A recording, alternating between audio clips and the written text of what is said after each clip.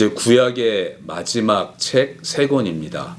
학개, 스가랴, 말라기인데 이 학개, 스가랴, 말라기는 다 이제 바벨론 포로로 잡혀갔다가 다시 유다로 돌아온, 그러니까 포로로 잡혀가기 전이 아니라 포로 기간이 끝난 후에 사역을 하였던 선지자들입니다.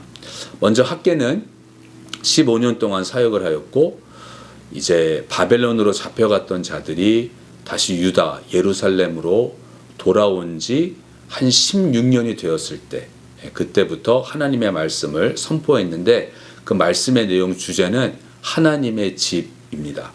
1장 8절에 너희는 산에 올라가서 나무를 가져다가 성전을 건축하라.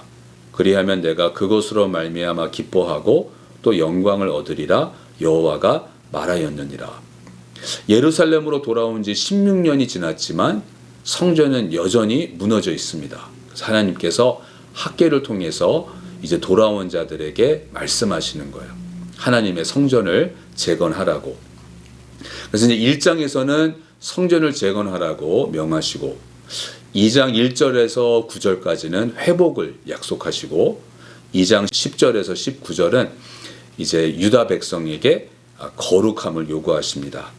2장 20절에서 23절은 이제 스룹바벨이 이스라엘의 지도자였죠. 또 성전을 재건하는 총책임자였는데 그 스룹바벨에게 주시는 말씀입니다. 그래서 이 학개의 말씀을 보면 우리에게 주어진 영적 의미와 책임을 우리가 완수해야 된다는 것이고, 그러기 위해서는 그 무엇보다도 하나님을 가장 우선으로 두어야 한다는, 그러니까 학개를 통해서 하나님이 이렇게 백성을 책망하시는데, 너희들은 좋은 집에, 판벽한 집에 살고 있으면서 하나님의 집은 무너져 있다. 그러니까 하나님이 우선이 되지 않았다는 것이죠. 그래서 학개를 통해서 저희들이 다시 한번 깨닫게 됩니다. 우리의 삶에서 하나님이 가장 우선이 되셔야 한다는 것을.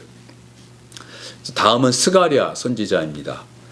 스가랴도 역시 바벨론 포로 기간 후에 40년 동안 사역을 한 선지자이고, 이 스가랴의 주제는 희망입니다. 하나님이 약속하시는, 하나님이 주시는 희망과 소망.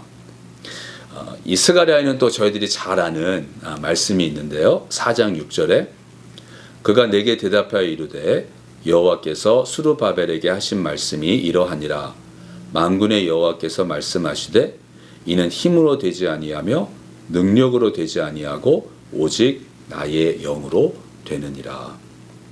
구절을 보면 1장에서 6장까지는 회개의 메시지입니다. 성전을 재건하는 것은 곧 하나님의 백성의 마음과 심령이 회복되고 재건되는 것을 의미합니다. 7장과 8장은 이제 스가랴가 선포하는 하나님의 말씀, 백성에게 주시는 말씀이고, 9장에서 14장은 메시아에 관한 말씀, 또한 이스라엘의 회복, 여호와의 날에 대한 말씀입니다. 하나님이 성전을 재건하신다고, 하나님이 성전을 반드시 회복하신다고 하나님의 백성을 격려해 주시고, 또 하나님은 우리의 마음을 원하시는, 우리가 하나님을 사랑하기를 원하시는 그러한 하나님이 되심을 또 스가랴를 통하여서 저희들이 보게 됩니다. 이제 구약의 마지막 책 말라기는 이 느헤미야가 예루살렘 성벽을 재건하였던 바로 그때에 사역을 했던 선지자입니다. 역시 바벨론 포로 기간 후에 사역을 한 선지자고요. 이 주제는, 강조되는 부분은 예배, 영적인 예배, 진정한 예배입니다. 하나님이 원하시는 진정한 예배가 무엇인가.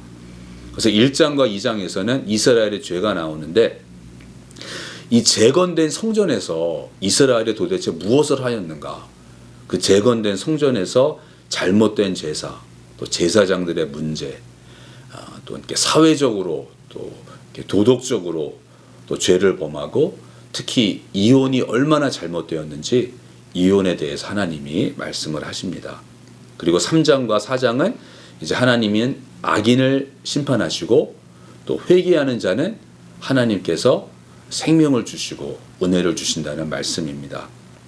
그래서 3장 1절에 만군의 여호와가 이르노라 보라 내가 내 사자를 보내리니 그가 내 앞에서 길을 준비할 것이요 또 너희가 구하는 바 주가 갑자기 그의 성전에 임하시리니 곧 너희가 사모하는 바 언약의 사자가 임하실 것이라. 이제 이 메시아적인 예언의 말씀이 있습니다. 그래서 이 말라기에서는 전심으로 하나님을 섬기라고 위선과 교만을 버리고 진정한 예배자가 되라고 그러면서 순종은 복을 가져오고 불순종은 저주를 가져온다는 어쩌면 구약 성경 전체의 말씀이라고 할 수 있겠죠. 그래서 구약을 마치면서 저희들은 다시 한번 생각하고 깨닫게 됩니다. 복잡한 것이 아니라 어려운 것이 아니라 아주 심플한 거죠. 하나님 말씀에 순종하면 하나님이 주시는 복이 있고 하나님의 말씀에 순종하지 않으면 우리들은 하나님의 복을 포기하는 하나님의 복을 받지 못하게 된다는 것입니다.